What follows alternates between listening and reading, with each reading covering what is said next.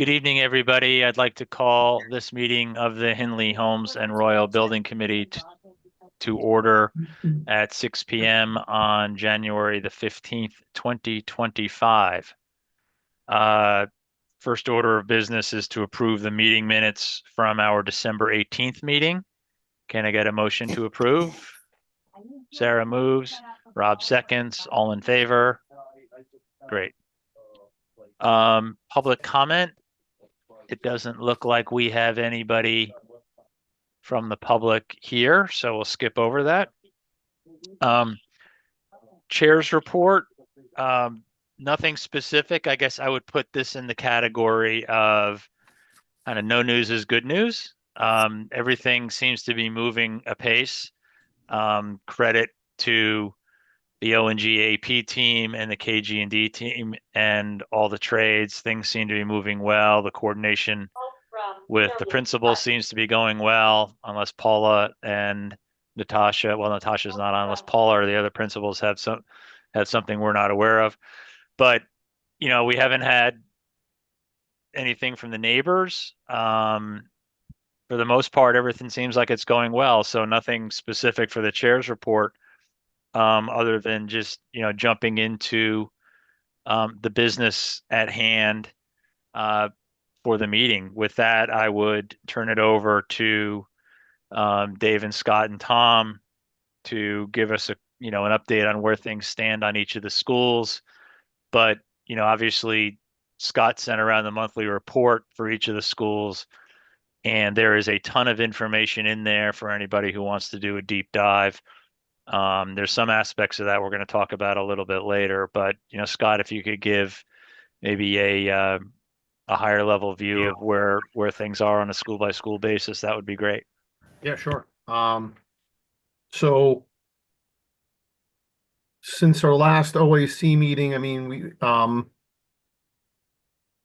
we're still moving on track for all three schools are tracking on schedule. There's been nothing that's happened on any of the projects that's thrown a wrench into our schedule. Everything's moving along as we expected it to move along. We've got some RFIs in for some stuff. There's stuff here and there, the day-to-day stuff that, you guys don't really need to be involved in, that we work out with KGD as far as keeping things moving forward. But there's nothing major going on. The biggest thing I think that we're going to have happening at Henley and at Royal will be the change orders are going to be coming in for that pump station that we've talked about over the past few months. I've drilled down on the pricing and got it to where I can submit it. And I have submitted the one for Henley, so that is into KG&D for review. I'm sorry, Scott, just so folks have a sense, kind of the order of magnitude of what we can expect each of those to be, and those would be from the owner's contingency, correct? That's correct. And so all in on this, this is the pump station, wiring the pump station, to the generator, and having the pump station interact with the BMS system, which is the building management system that would let people know if there's a problem with these pumps.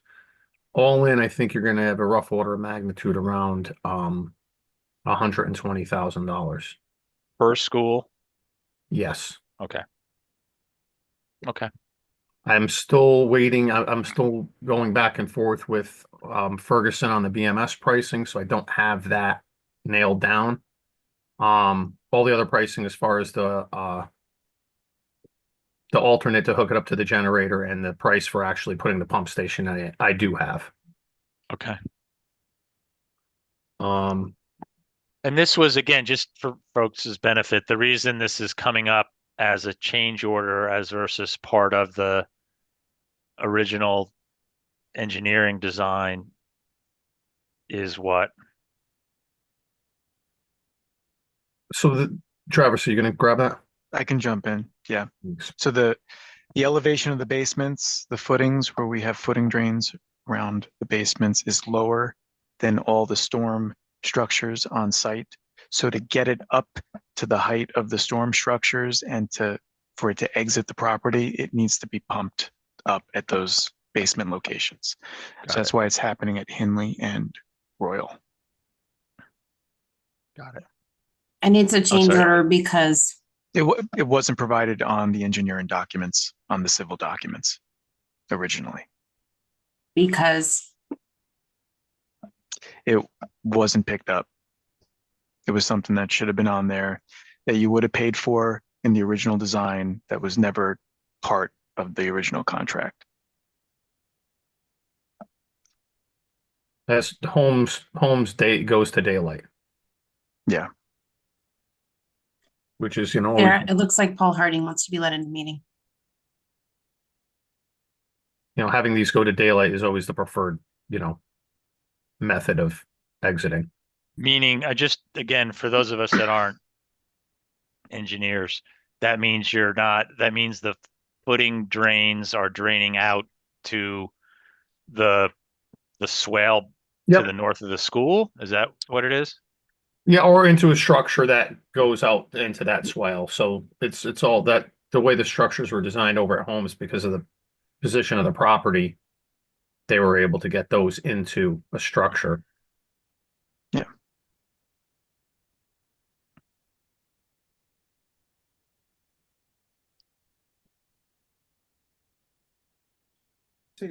So that is the biggest change that we have coming. The rest are relatively small and just part of the process. Right. And yeah, I mean, if folks want to see the details on a change order log, it's roughly page 7 of each of the monthly reports. So you can see what change orders are in the pipeline at each of the schools. I'm sorry, go ahead, Scott. Yeah, no problem. Just so getting back to kind of the progress on the schools, all the schools are kind of in the same position. The Hinley addition, has sheathing on it, has temporary protection, it has temporary heat. The AVB is about 3/4 done there. We've kind of been dancing around cold weather on getting that on as we were in, into winter. Although it's it has a cold, it's a cold weather product, it still has to be, a certain temperature and rising to apply it. But that's going okay, and the buildings are watertight. Drywall is started to some extent in all of throughout the Hinley project on the upper portion of the walls. We tend to do those first where the mechanicals go through. Piping and ductwork is in progress there as well.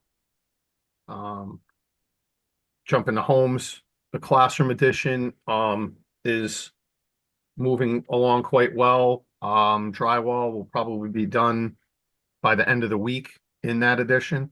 So we'll be moving towards taping in there. Again, that has temporary heat and temporary protection in the windows, and also the AVB has been sprayed on. The music edition at Homes has also been erected all the way up to the front entrance with roof trusses, sheathing, windows framed out.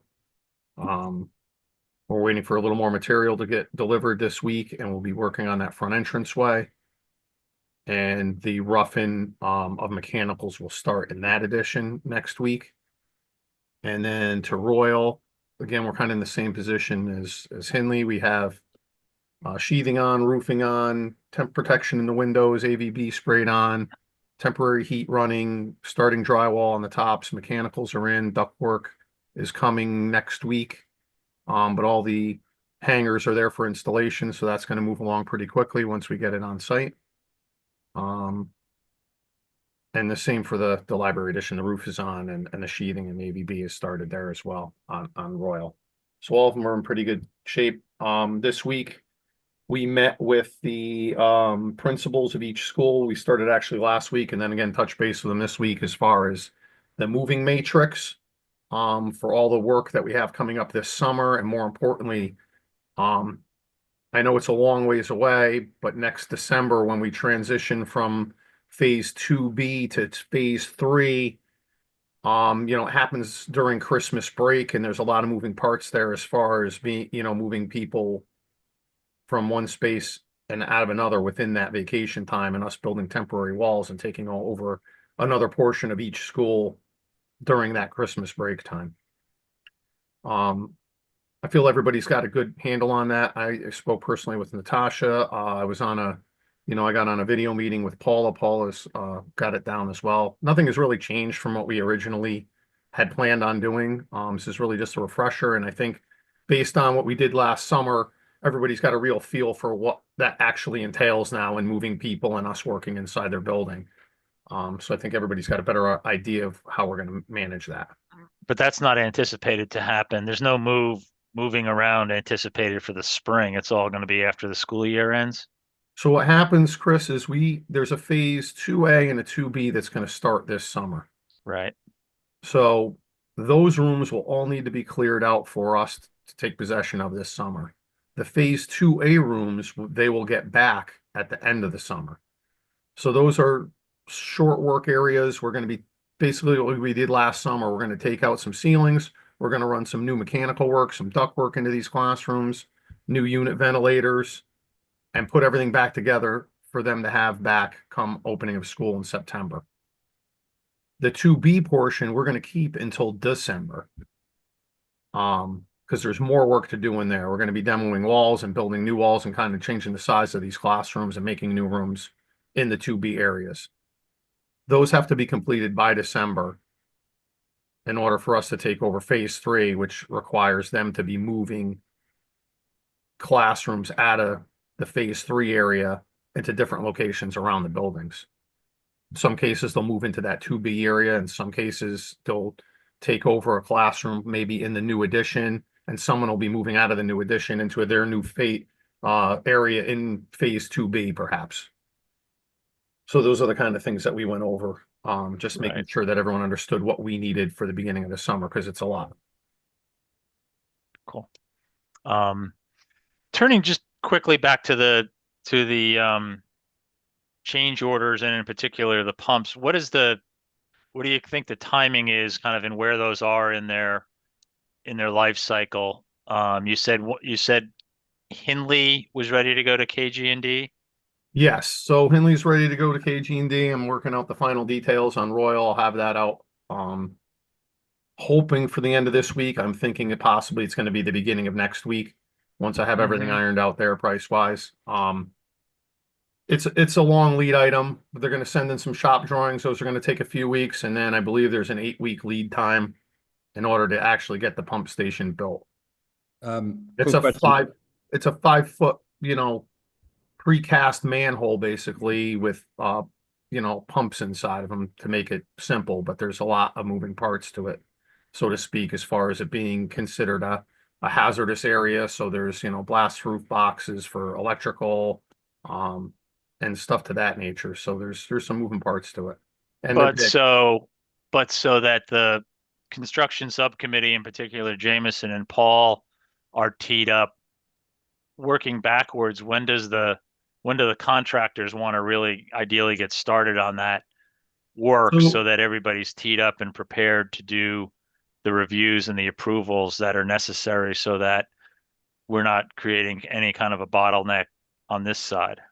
So to that point, I think we can, Dave and I talked, we wanted to talk to you guys about this. We want to get the approval to purchase the actual pump station and get that process going up front. That cost isn't going to change. That cost for the actual structure and the pumps to purchase it from United Concrete is $34,000, just under $35,000.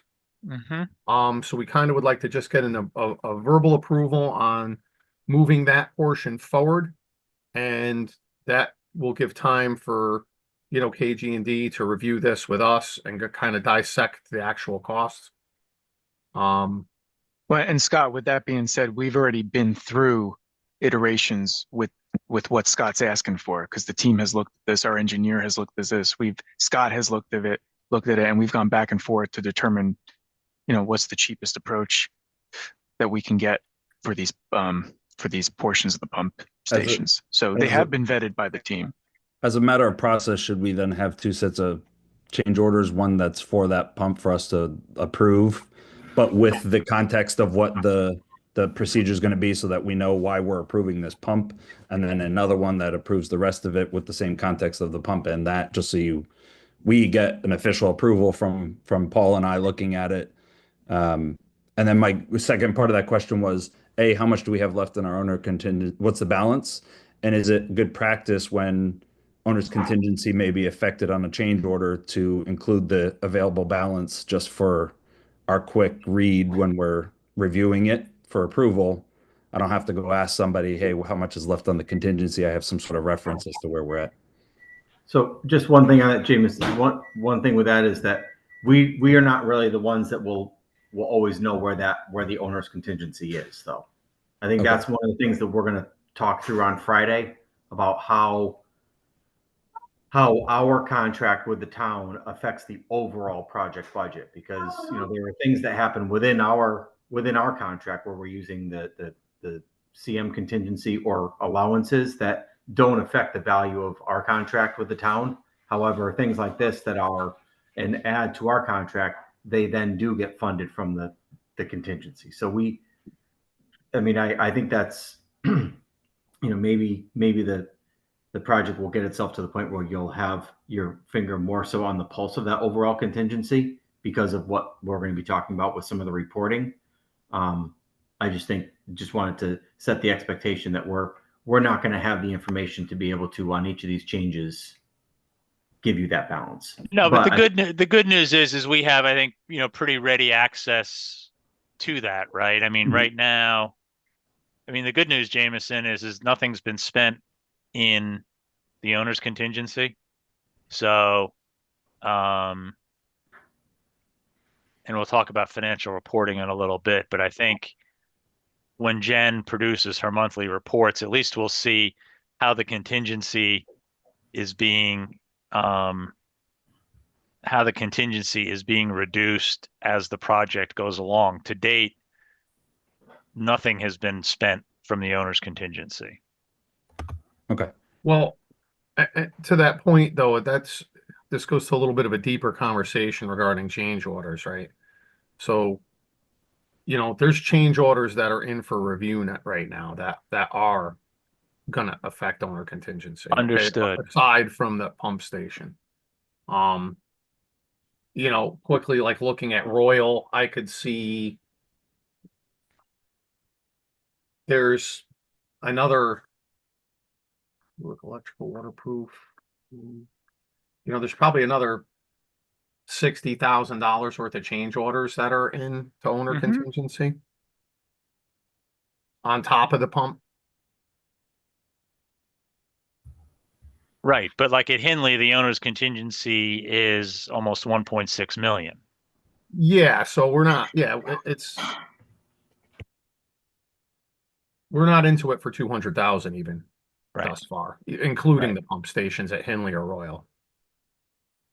Scott, sorry, I broke up a little there because of my headphones went dead. But basically, what I heard before was you're looking for a verbal release for the pumps, the skid pumps, and because you got to order them and give them a go with the PO, right? Yep, correct. All right. So there's, unless Travis or somebody else has a better idea, and we can talk down the road about how we got here, but we need these, and let's release them. So we'll give you, unless Chris or somebody else has a objection, I'm saying release so that you can get the material. I don't have any problem conceptually. I think Jameson makes a good point, though, Jameson makes a great point. We need to document it. I don't think Scott, these can are the you kind issue of a things separate change order just for those? Yeah, I'm sorry, Travis. Whoa, Yeah, let's not talk over each other. Say again, Travis. Sorry. Scott can just issue a change order that just, like Jameson suggested, it just breaks that out, and we can get that going. I think that's the best practice, right? Because then we have documentary. We have documentary trail of how that how it's been reviewed, how it's gone through AConnex, et cetera, et cetera. My ask with that would just be that it has some sort of context as to the additional expenses. I know you don't have them calculated yet, but anticipated expenses, so that we have some sort of context as to why we're spending money on the pump. What's next? That's kind of how we know to spend that money on the pump, is because of what's next. Right. Yeah, Thanks. I'll break it out into two separate change orders. That would be great. And then we're still gonna have a discussion about how we got here though, right? Travis, you were doing Yep. due diligence on that and just, Yep. you know, rectifying prints and going through with the engineer so that we can, you know, if we've got to spread the pain around to you know, our contingency and others, you know, that we're gonna, who's ever accountable, we're all gonna be adults about it and we're gonna figure out how we got to it. Mm-hmm. Okay. Because I know, like I said, Jameson makes a good point. We just want to, you know, we understand things get missed on drawings but we're just trying to move the project forward. So I don't want to hold Scott up to order the pump skid.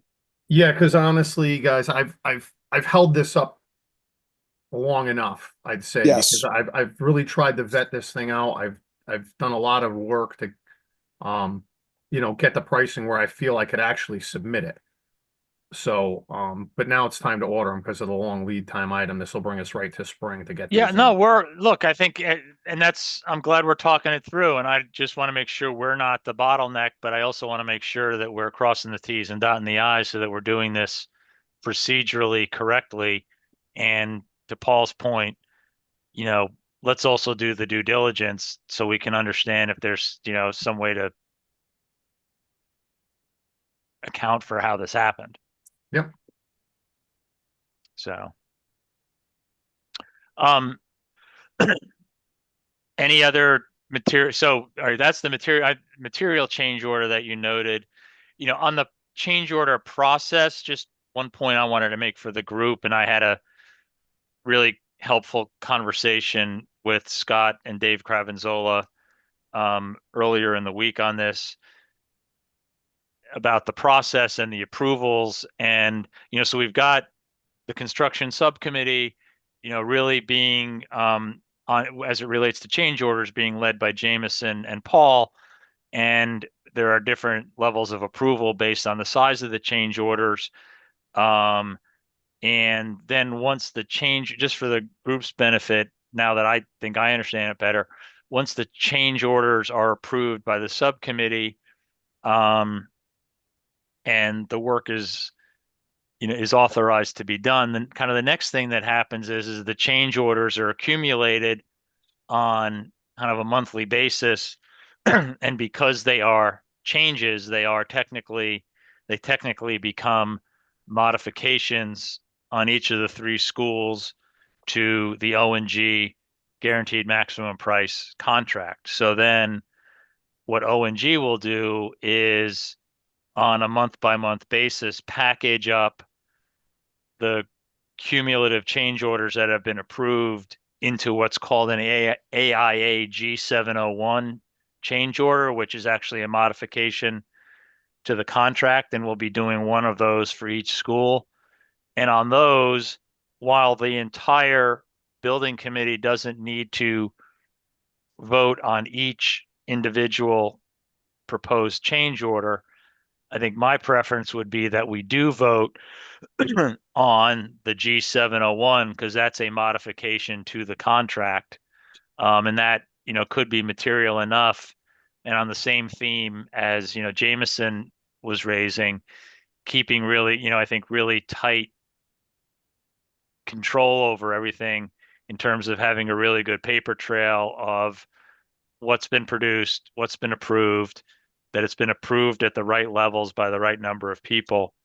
So while we approve on a monthly basis the pay applications, I think my preference would be that we also put to a vote the change orders that are accumulated on whether it's a monthly basis or a couple of months at a time, depending on when we're rolled out. The other piece of it that will occur is that that O&G will be packaging up the change orders into a state submission because they have to go to the state so that the state can then review them to determine which aspects of that work is going to be eligible for reimbursement. That we don't have to vote on. That's just a submission. But my suggestion is that we do vote on the change orders that will be actually modifications to the O&G AP contract. Any questions at this point? I know it's been kind of a back and forth discussion, but any questions on Scott's summary, the process that we were just talking about, the situation with change orders generally, the timing, et cetera? Chris, just the reconciliation between our internal process with this tiered set of sign-offs and then an actual vote at the committee level. What's the reconciliation there? I'm sorry, So- when you say So Jameson reconciliation. and Paul, for example, are your language, which I love, the change orders ours. And there's a certain threshold where the two of them just sign off. And then there's another Right. threshold where you or I have to sign on. And then Right. there's, the higher threshold where the entire committee needs to sign, and that would automatically go to the building committee. But Right. just understanding for those lower two tiers, what's the I understand the committee wants to. Right. So what happens is that those lower tiers, so a potential change order, let's just say it's at the tier where it can be approved by just Jameson and Paul. That's approved. And then, in effect, O&G AP is authorized to proceed with the work, to authorize the trades to do the work that's in that change order. And then separately, that change order is aggregated with all of the other change orders that are approved by the subcommittee over the course of, and Dave Crevenzola, correct me if I'm wrong, a 30-day period, a 30 or 60-day period. And that then becomes the modification to the contract. It's on what's called an AIA G701 form, which has attached to it the aggregated approved change orders. And that is what then goes to the committee Okay. for a vote, because it's a modification to the larger Okay. O&G AP contract for each of the schools. Okay, so the vote at the committee level is a vote to the modification of the contract, not Correct. to each of the individual change orders. Understood. Correct. Thank you. Correct. The only So the time work- the the work committee was would vote, released- I'm sorry, Dave, let me just finish the thought. The only time the committee as a whole would vote on a particular change order is if it individually is greater than $250,000. Thank you. I'm sorry, Dave, go ahead. No, I was just gonna say, correct, the authorization that the individual, the subcommittee, the subcommittee approvals is what will release the work to commence. And then the Perfect. formality of the AA. Yep. And then you'll you. aggregate, should we anticipate the G701 on a monthly basis? Generally, that is what will happen. Okay. Correct. Is we like to do that where it's every month. It happens in order. It may include one change that was reviewed and approved throughout the month. It may include 8 of them, but it gets us into a good regular cadence of an AIA change, a state change order, and we build that throughout the project with some consistency. Right. So then as an agenda matter for each of our meetings, we will be needing to take action both on the previous month's pay application as well as the then current AIA G701, and potentially any large change orders that require full committee approval. Any other thoughts or questions before we hit the next topic? On the next topic, frankly, I kind of got ahead of myself when I put that agenda item in. I don't think we're ready to have an update on the budget versus actual. I think the more pertinent point, with thanks to Tom Harris, is that there's going to be a follow-up meeting with Tom, Rob Cardone, and Scott and Dave to essentially what's happening is we have information in kind of at least two different buckets. We have the report that Jen Charneski produces, which, for lack of a better description, is kind of a look back report. It's showing what's been spent in the previous month on a line item by line item basis. It shows, as I mentioned earlier, what has been spent out of each of the CM and the owner's contingencies, again, on a look back basis. But what it doesn't do, and what Tom pointed out, and what the raw material for, I believe, is kind of contained largely in the O&G AP monthly reports, is kind of a look forward, right? Like what's coming down the pipe, what's the anticipated cost to complete, I guess on a line item basis, what are the big change orders coming down the pipe? And it's only with that we can, I guess, Tom, and jump in if I'm getting this wrong. It's only when we kind of combine that and get that put together that we can actually say we are on track, on budget, or we anticipate being ahead or behind.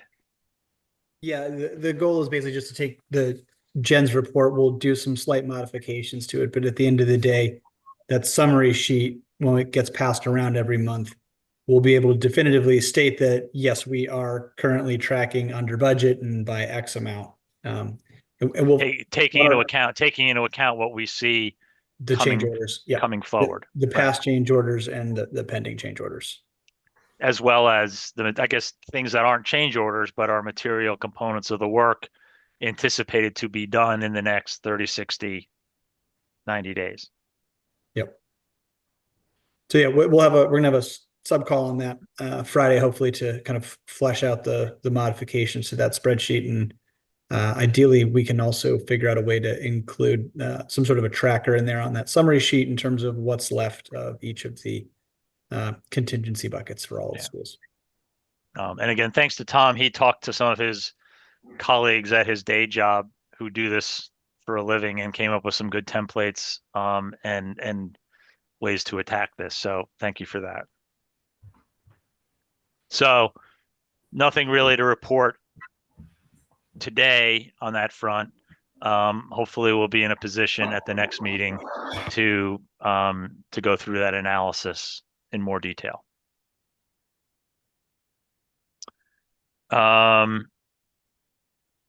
Any questions or thoughts on that? Oh, okay. Then in terms of action items for this evening, we have the 3 pay applications to approve. These are pay applications number 8 for each of the 3 schools.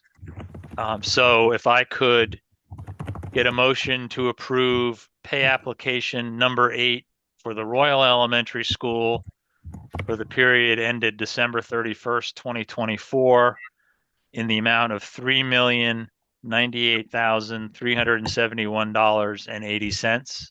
Could I get a motion to approve that? Jameson moves, Sarah seconds. All in favor? Great, that passes.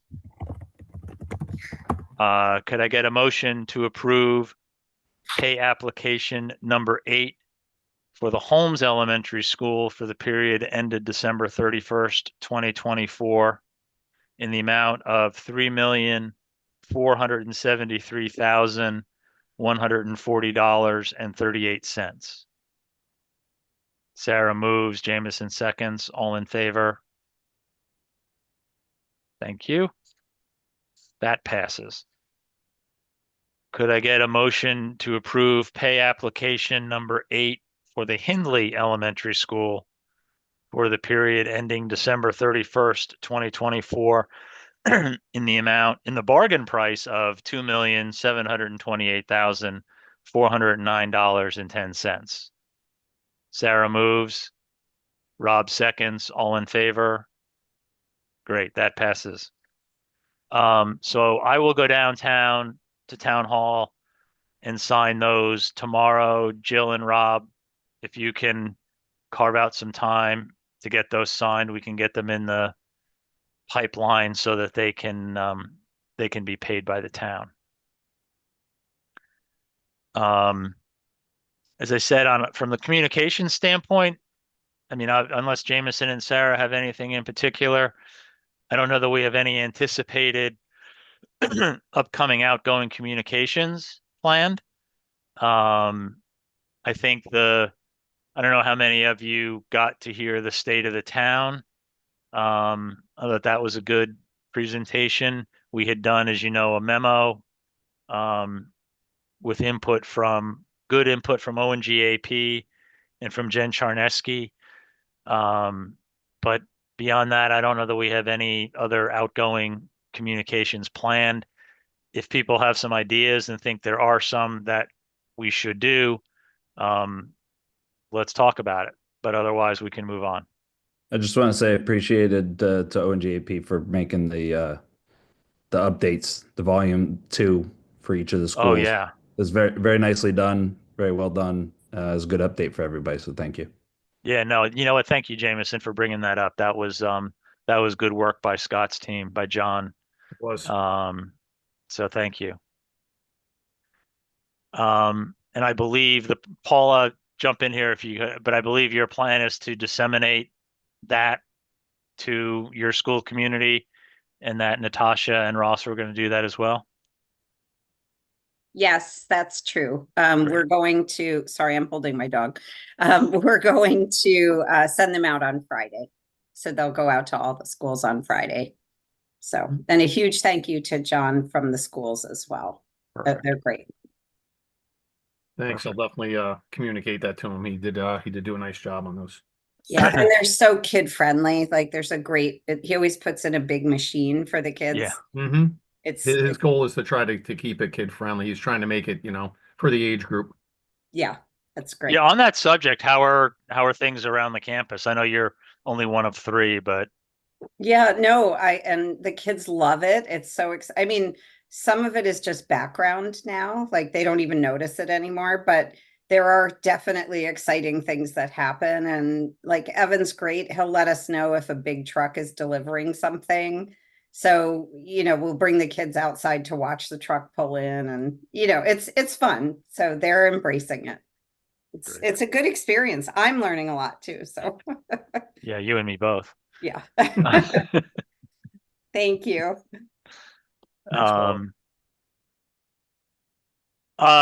I didn't have anything else. Is there anything that anybody else in the group would like to add? Me? All right. Well, then with that, could I get a motion to adjourn? Sarah moves, second, approved. So our next meeting is February the 26th. I think I noted in an email, I unfortunately am going to be traveling Friday, so I will not be able to attend OAC. So if there's room for one more seat there, so we don't cross the quorum line. Okay, I'll go, Chris. All right, thanks. Tom, will you be present at that meeting as well? We're meeting in person to go over these numbers on Friday. Yeah, I will be in person. Okay. What school is it? Sorry. I believe it's it's Hinley. Hinley. Hinley. Perfect. It's Hinley or Holmes, but I think it's Hinley. One of the H's. I'll be there. Yeah. All right, everybody. Thanks, everyone. Thank you, and everyone. everyone have a good night. Thanks. You as well. you. Thank you. Good night. Bye. All right, bye-bye.